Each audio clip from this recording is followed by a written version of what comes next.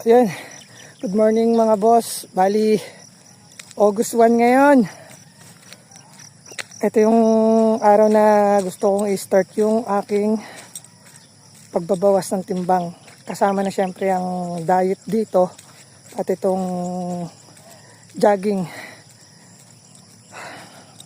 Medyo dati nakakagawa akong makatatlo.